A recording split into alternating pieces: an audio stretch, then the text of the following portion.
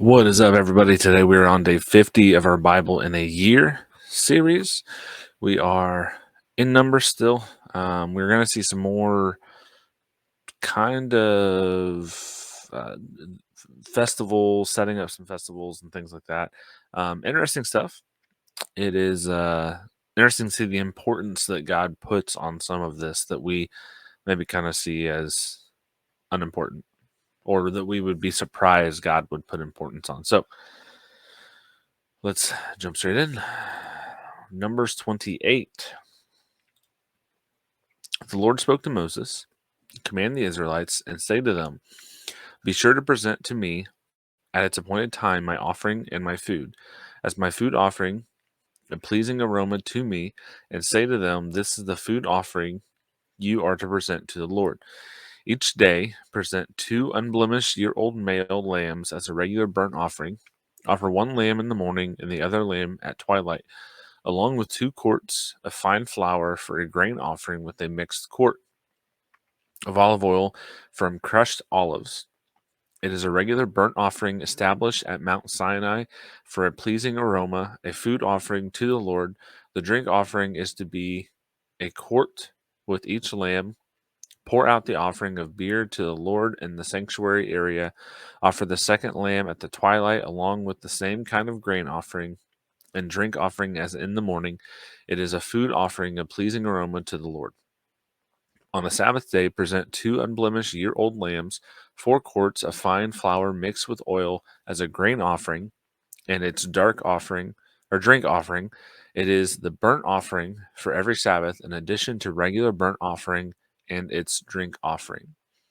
At the beginning of each of your months, present a burnt offering to the Lord, 2 young bulls, 1 ram, 7 male lambs a year old, all unblemished, with 6 quarts of fine flour mixed with oil as a grain offering for each bull, 4 quarts of fine flour mixed with oil as a grain offering for the ram, and 2 quarts of fine flour mixed with oil as a grain offering for each lamb. It is a burnt offering, a pleasing aroma, a food offering to the Lord. Their drink offerings are to be 2 quarts of wine with each bull, 1 1/3 quarts with the ram, and 1 quart with each male lamb. This is the monthly burnt offering for all the months of the year. And 1 male goat is to be offered as a sin offering to the Lord, in addition to the regular burnt offering with its drink offering.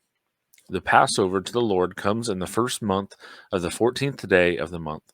On the 15th day of this month, there will be a festival, unleavened bread. There will be a festival. Unleavened bread is to be eaten for 7 days. On the first day, there is to be a sacred assembly. You are not to do any daily work.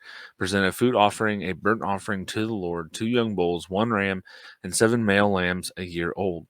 Your animals are to be unblemished. The grain offering with them is to be of fine flour mixed with oil. Offer 6 quarts with each bull and 4 quarts with the ram. Offer 2 quarts with each of the 7 lambs, and 1 male goat for a sin offering to make atonement for yourselves. Offer these with the morning burnt offering that is part of the regular burnt offering. You are to offer the same food each day for 7 days as a food offering, a pleasing aroma to the Lord. It is to be offered with its drink offering and the regular burnt offering. On the 7th day, you are to hold a sacred assembly. You are not to do any daily work. On the day of first fruits, you are to hold a sacred assembly when you present an offering of new grain to the Lord at the festival of weeks. You are not to do any daily work. Present a burnt offering as a pleasing aroma to the Lord, 2 young bulls, 1 ram, and 7 male lambs a year old, with their grain offering of fine flour mixed with oil, 6 quarts with each bull, 4 quarts with the ram, and 2 quarts with each of the 7 lambs, and 1 male goat to make atonement for yourselves. Offer them with their drink offerings in addition to the regular burnt offering and its grain offering. Your animals are to be unblemished. Chapter 29. You are to hold a sacred assembly in the 7th month on the first day of the month. You are not to do any daily work. This will be a day of trumpet blasts for you. Offer a burnt offering as a pleasing aroma to the Lord, one young bull, one ram, 7 male lambs a year old, all unblemished, with their grain offering of fine flour mixed with oil, 7 quarts with the bull, 4 quarts with the ram, and 2 quarts with each of the 7 male lambs. Also offer one male goat as a sin offering to make atonement for yourselves. These are in addition to the monthly and regular burnt offerings with their prescribed grain offerings and drink offerings. They are a pleasing aroma, a food offering to the Lord. You are to hold a sacred assembly on the 10th day of the 7th month and practice self denial. Do not do any work. Present a burnt offering to the Lord, a pleasing aroma, one young bull, one ram, and 7 male lambs. I can't talk. A year old. All your animals are to be unblemished. Their grain offering is to be of fine flour mixed with oil, 6 quarts with the bull, 4 quarts with the ram, 2 quarts with each of the 7 lambs. Offer one male goat for a sin offering. The regular burnt offering for I passed it. The regular burnt offering with its grain offering and drink offerings are in addition to the sin offering of atonement. You are to hold a sacred assembly on the 15th day of the 7th month, and you you do not do any daily work. You are to celebrate a 7-day festival for the Lord. It sounds really weird when I talk. um, I bit my tongue earlier today, and so it's like pushing against my teeth at the back of my mouth. But I'm trying to push through. So, present a burnt offering, a food offering, a pleasing aroma to the Lord, 13 young bulls, 2 rams, 14 male lambs, a year old. They are to be unblemished. Their grain offering is to be a fine flour mixed with oil, 6 quarts with each of the 13 bulls, 4 quarts with each of the 2 rams, 2 quarts with each of the 14 lambs, and also one male goat as a sin offering. These are in addition to the regular burnt offerings with the grain and drink offerings. On the second day, present 12 young bulls, 2 rams, and 14 male lambs a year old, all unblemished, with their grain and drink offerings. For the bulls, rams, and lambs, in proportion to their number, also offer one male goat as a sin offering. These are in addition to the regular burnt offerings with its grain and drink, and their drink offerings. On the third day, present 11 bulls, 2 rams, 14 male lambs a year old, all unblemished, with their grain and drink offerings for the bulls, rams, and lambs in proportion to their number.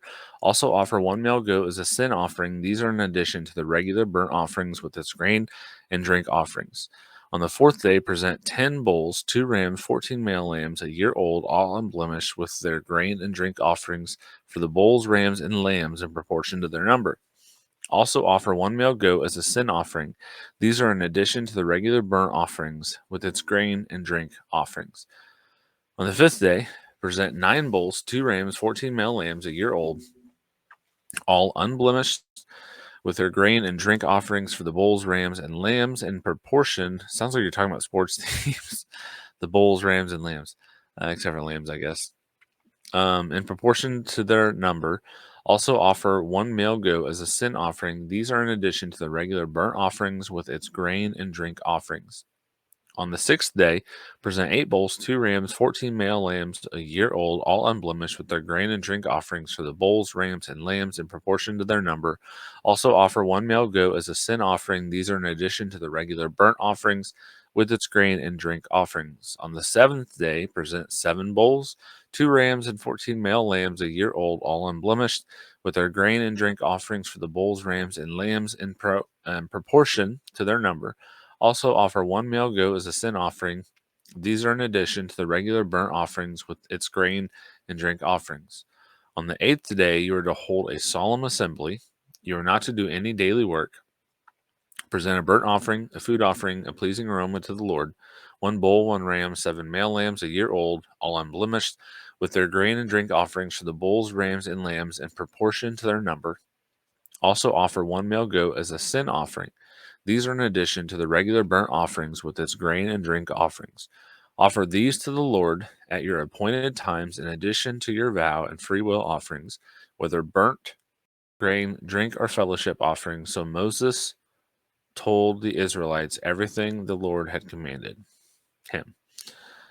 Okay. Numbers 30. So a lot of what we saw there was going over stuff that had been done previously. It speaks to the importance again. It's being reiterated again. But also, I think something that we can think about is it's good to, at least for me, I have found benefit in seeing everything that was there expected in the Old Testament and seeing that Jesus is fulfilling that for us, or Jesus fulfilled that for us already. So it's not something that we have to do. It's not something that we have to go keep track of. We have to go make all these offerings on these specific days, and they have to be these specific animals and, everything that goes into that. Jesus did that for us.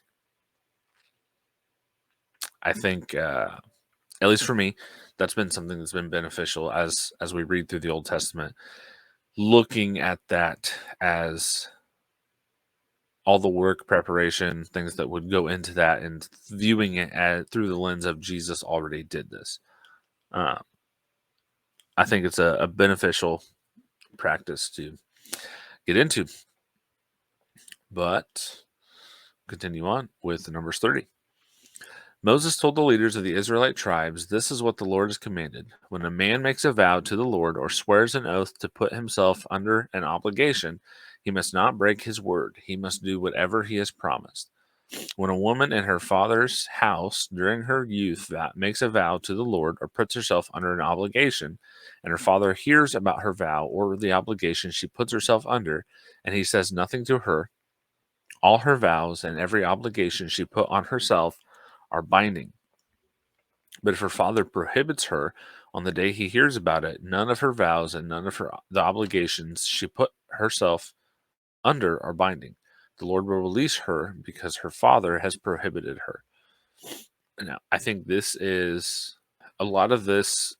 I think is set up to protect women, to be beneficial for women. There's a lot of this that we see that kind of we may scratch our heads at, but I think there's a lot of things being done to provide protection and extra kind of levels of security for women. Verse 6, if a woman marries while her vows or the rash commitment she herself made are binding, and her husband hears about it and says nothing to her when he finds out her vows are binding, and the obligations she put herself under are binding.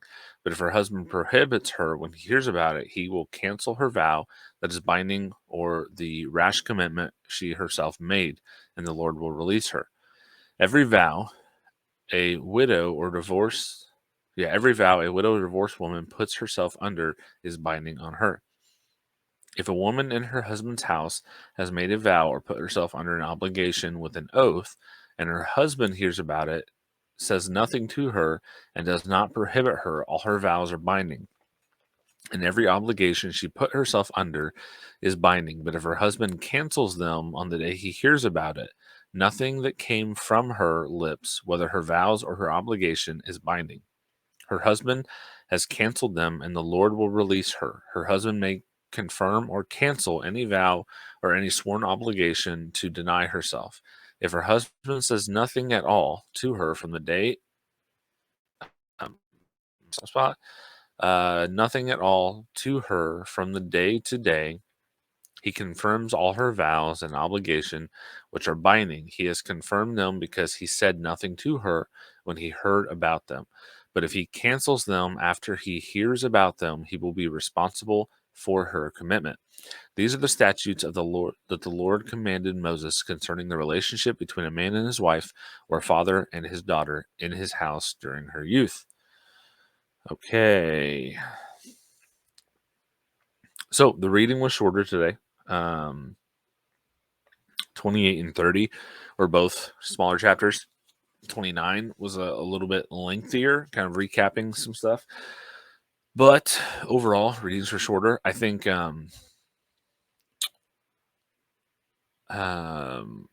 I say this, I'm gonna look at the questions. We'll do the questions first, and then I'll talk. So question 1. What do the different types of offerings in these chapters teach us about the nature of worship and sacrifice in our relationship with God?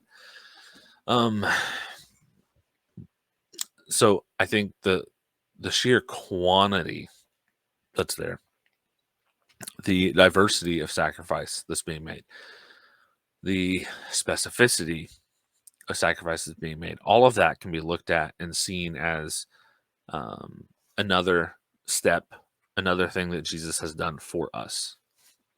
Right? He has gone and he's put himself in that position to be that sacrifice for us. So that's not something that we have to go do. We don't have to go and find all the bulls and the lambs and the goat and all that and do this constantly. Jesus did that for us. So I think that is one way to view a lot of those offerings. Question 2.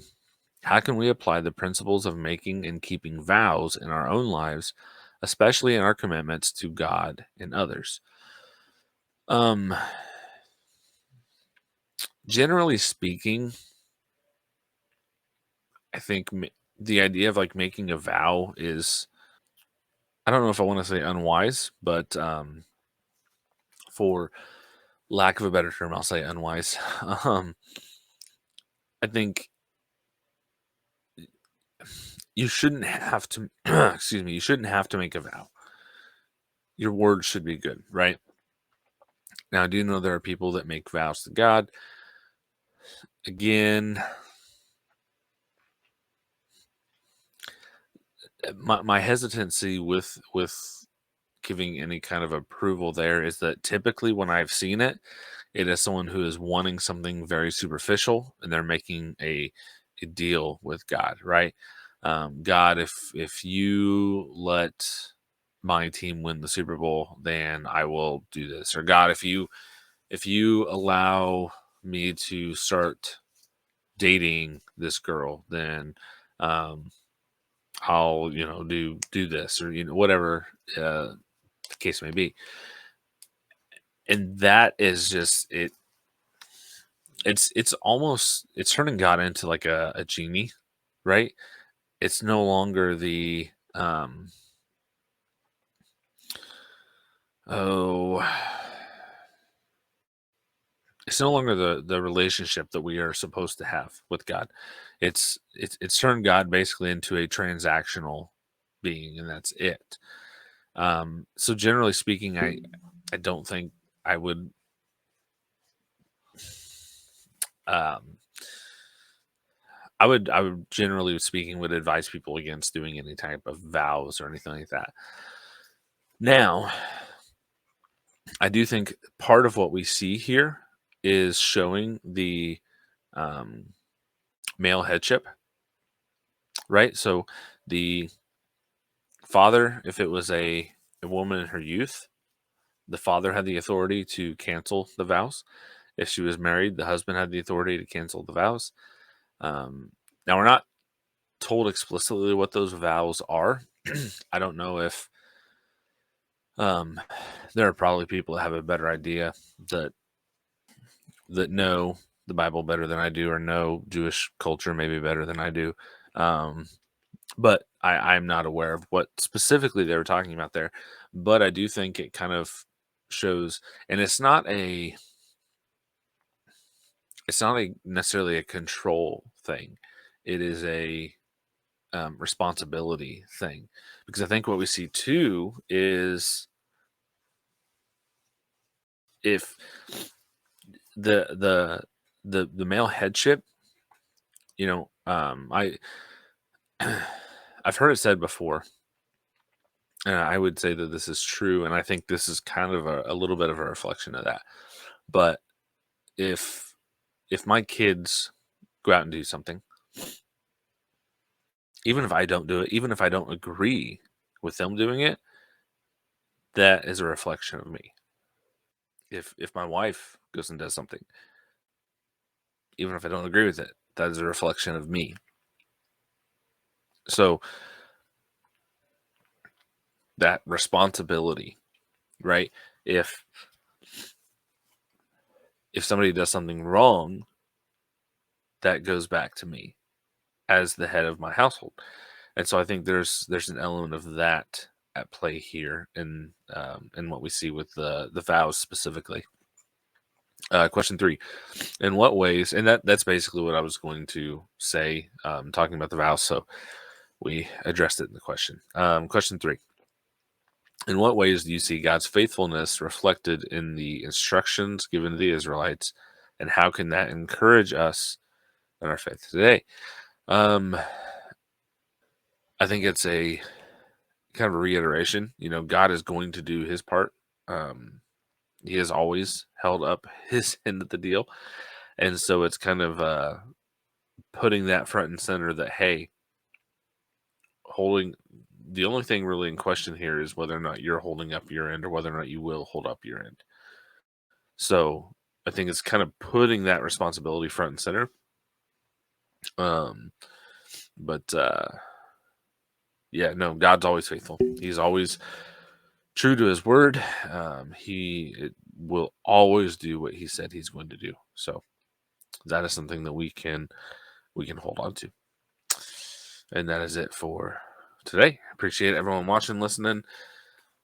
Comment if you want to answer the questions. You can answer them in the comment section, or you can, if you have a question or anything stands out to you, or you just want to say hi, you can do that in the comments as well.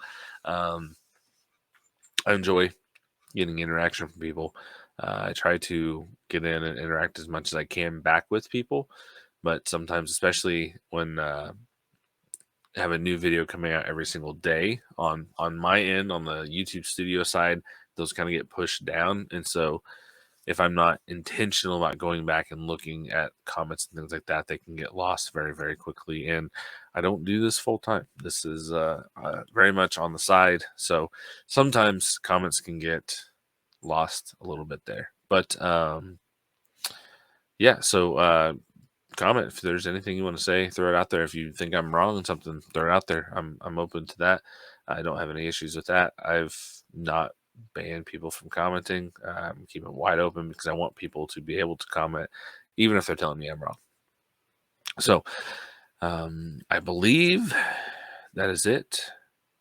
Tomorrow we are getting back into, we'll say it in numbers, but we're going to talk about Balaam some more and kind of see maybe some of what happened there. And it seemed like his story just dropped off, but we'll see where exactly it went. So don't forget about that. Come back tomorrow and see where that is going to lead us. And until then, God bless.